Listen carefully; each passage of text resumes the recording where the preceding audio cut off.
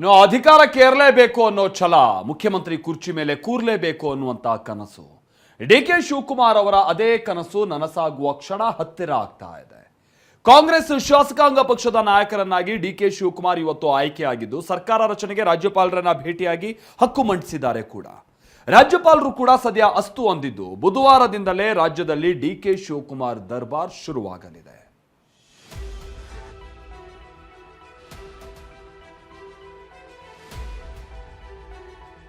I would like to proudly announce that Karnataka Legislative Party unanimously elected D.K. Shivakumar.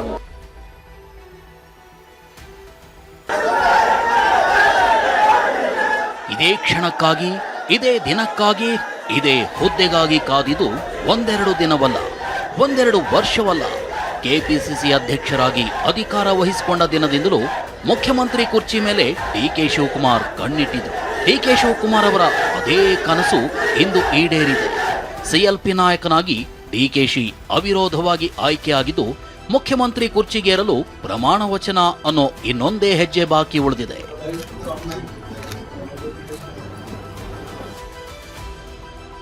ಒಕ್ಕೊರಲಿನಿಂದ ನೂತನ CLP ನಾಯಕರಾಗಿ ಡಿಕೆಶಿ ಆಯ್ಕೆ. ಸಿದ್ದರಾಮಯ್ಯರಿಂದಲೇ DK ಹೆಸರು ಪ್ರಸ್ತಾವನೆ, ಪರಂ ಅನುಮೋದನೆ. ಇವತ್ತು ವಿಧಾನಸೌಧದ 3ನೇ ಮಹಡಿಯ ಸಮ್ಮೇಳನ ಸಭಾಂಗಣದಲ್ಲಿ ಕಾಂಗ್ರೆಸ್ ನೂತನ ಶಾಸಕಾಂಗ ಪಕ್ಷದ ನಾಯಕನ ಆಯ್ಕೆ ಪ್ರಕ್ರಿಯೆ ನಡೆಯಿತು. ಸಿಎಲ್ಪಿ ಮೀಟಿಂಗ್ ಸಣ್ಣ ಹೈಡ್ರಾಮಾ ಮತ್ತು ಐತಿಹಾಸಿಕ ನಿರ್ಧಾರಕ್ಕೆ ಸಾಕ್ಷಿಯಾಯಿತು. ಡಿಕೆ ಶಿವಕುಮಾರ್ರನ್ನ ಪಕ್ಷದ ನೂತನ ನಾಯಕರನ್ನಾಗಿ ಸರ್ವಾನುಮತದಿಂದ ಆಯ್ಕೆ ಮಾಡಲಾಯಿತು. ಸಿಎಲ್ಪಿ ನಾಯಕ ಸ್ಥಾನಕ್ಕೆ ಸಿದ್ದು ರಾಜೀನಾಮೆ. 10 ನಿಮಿಷ ಸಸ್ಪೆನ್ಸ್ ಬ್ರೇಕ್.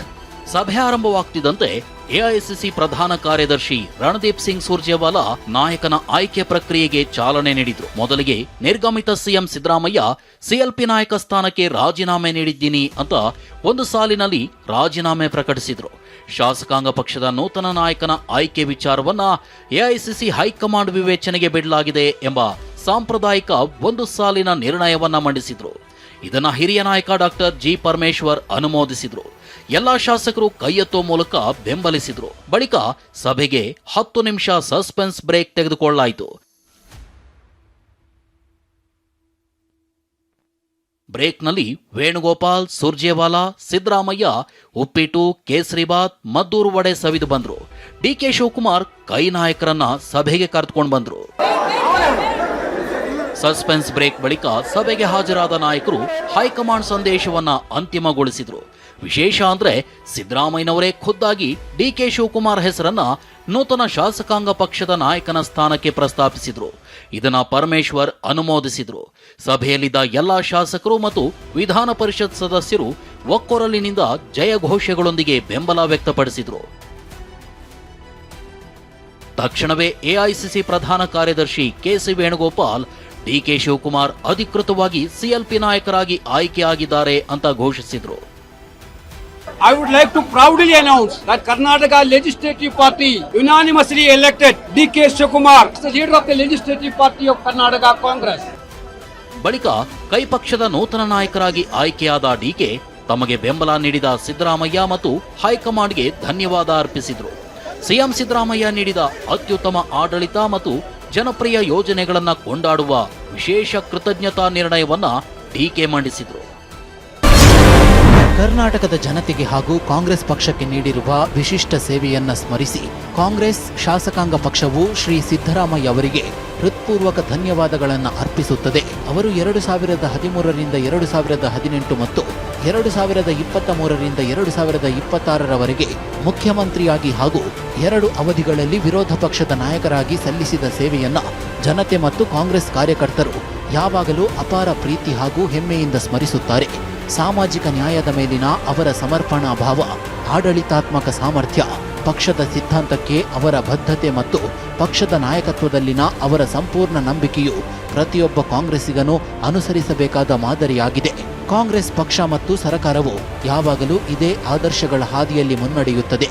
ನಾವು ಅವರಿಗೆ ನಮ್ಮ ಹೃದಯದಾಳದಿಂದ ಧನ್ಯವಾದಗಳನ್ನು ಅರ್ಪಿಸುತ್ತೇವೆ.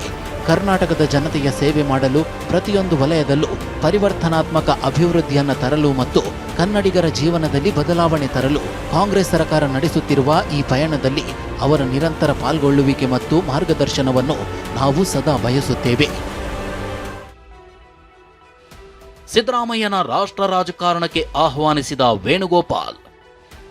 ಒಂದಲ್ಲ ಎರಡಲ್ಲ, ಬರೋಬ್ಬರಿ 17 ವರ್ಷ ಕಾಂಗ್ರೆಸ್ ಸಿಎಲ್ಪಿ ನಾಯಕರಾಗಿ ಸಿದ್ದರಾಮಯ್ಯ ಕೆಲಸ ಮಾಡಿದ್ರು. ಇಂದು ಜವಾಬ್ದಾರಿಯಿಂದ ಕೆಳಗಿಳಿತಾ ಇದ್ದಂತೆ ಸಭೆಯಲ್ಲೇ ಶಾಸಕರಿಗೆ ಧನ್ಯವಾದ ಹೇಳಿದ್ರು. ಅಷ್ಟೇ ಅಲ್ಲ, ಗ್ಯಾರಂಟಿ ಯೋಜನೆಗಳ ಯಶಸ್ವಿ ಅನುಷ್ಠಾನದ ಬಗ್ಗೆನೂ ಮಾತನಾಡಿದ್ರು. ಇದೇ ಸಭೆಯಲ್ಲಿ ಮಾತನಾಡಿದ ಕೆ.ಸಿ. ವೇಣುಗೋಪಾಲ್, ಇಂದು ನಮಗೆ ಅತ್ಯಂತ ಭಾವುಕ ದಿನ. ಸಿದ್ದರಾಮಯ್ಯ ನಮಗೆಲ್ಲರಿಗಾಗಿ ನಿಂತು ಕೆಲಸ ಮಾಡಿದ್ದಾರೆ. ನಿಮ್ಮ ಸೇವೆ ಕರ್ನಾಟಕದ ಜೊತೆಗೆ ರಾಷ್ಟ್ರಕ್ಕೂ ಬೇಕಿದೆ ಅಂತ ರಾಷ್ಟ್ರ ರಾಜಕಾರಣಕ್ಕೆ ಆಹ್ವಾನಿಸಿದ್ರು. ನೂತನ ಸಿಎಲ್ಪಿ ನಾಯಕ ಡಿ.ಕೆ. ಶಿವಕುಮಾರ್ ಸರ್ಕಾರ ರಚಿಸಲು ಗವರ್ನರ್ ಬಳಿ ಹಕ್ಕು ಮಂಡಿಸಿದ್ದಾರೆ. ನಾವೆಲ್ಲರೂ ಹೈಕಮಾಂಡ್ಗೆ ಬಿಟ್ವಿ ಆ ನಿರ್ಣಯ ಮಾಡೋದಕ್ಕೆ. ಹೈಕಮಾಂಡ್ನವರು ಶಿವಕುಮಾರ್ ಅವ್ರನ್ನ ಹೆಸರಿಸಿದರು. ಶಿವಕುಮಾರ್ ಅವರು ನಮ್ಮ ಪಕ್ಷದ ಶಾಸಕಾಂಗ ಪಕ್ಷದ ನಾಯಕರಾಗಿ ಇವತ್ತು ಆಯ್ಕೆಯಾದರು. ಮತದ ನಿರ್ಧಾರ ಆಯ್ತು ಸರ್. ಹಾಗಾದ್ರೆ ಒಮ್ಮತದ ಸರ್ವಾನುಮತದಲ್ಲಿ ಡಿ.ಕೆ. ಶಿವಕುಮಾರ್ ಸಾಹೇಬರಿಗೆ ಒಂದಲ್ಲ ಒಂದು ದಿನ ಮುಖ್ಯಮಂತ್ರಿ ಆಗಬೇಕು, ಅವರನ್ನು ಮುಖ್ಯಮಂತ್ರಿ ಆಗಿ ನೋಡಬೇಕು, ಅವ್ರು ಮುಖ್ಯಮಂತ್ರಿ ಕಾಣಬೇಕು ಅನ್ನೋ ಒಂದು ಅಭಿಲಾಷೆ ತಮಗೆಲ್ಲ ಗೊತ್ತಿದೆ.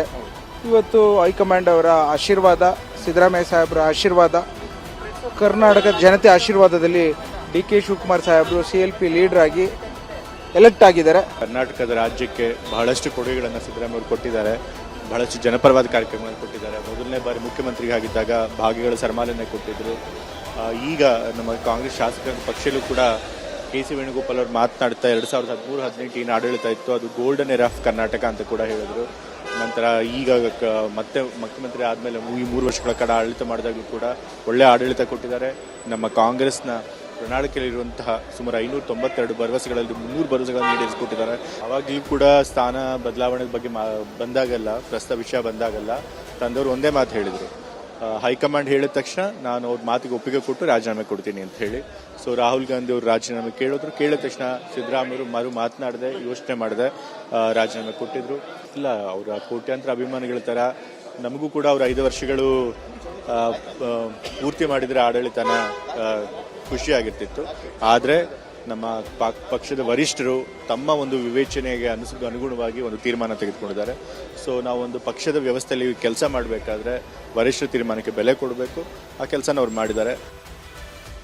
3 ವರ್ಷದಿಂದ ಕಾಂಗ್ರೆಸ್ ಪಾಳೆಯದಲ್ಲಿ ಅಧಿಕಾರ ಹಂಚಿಕೆ ಗುಸುಗುಸು ದೊಡ್ಡ ಬಿರುಗಾಳಿ ಎಬ್ಬಿಸಿತು. ಆದರೆ ರಾಜ್ಯ ಕಾಂಗ್ರೆಸ್ನಲ್ಲಿ ಯಾವುದೇ ಗೊಂದಲವಿಲ್ಲದೆ ಅತ್ಯಂತ ಸುಗಮವಾಗಿ ಗೌರವಯುತವಾಗಿ ಅಧಿಕಾರ ಹಸ್ತಾಂತರ ಪ್ರಕ್ರಿಯೆ ಮುಕ್ತಾಯಗೊಂಡಿರುವುದು ಈ ಸಭೆಯ ದೊಡ್ಡ ಗೆಲುವಾಗಿದೆ. ಪ್ರಸನ್ನ, ಕಿರಣ್ ಹನ್ಯಾಡ್ಕ, ಈರಣ್ಣ ಜೊತೆ ಅನಿಲ್, TV9 ಬೆಂಗಳೂರು.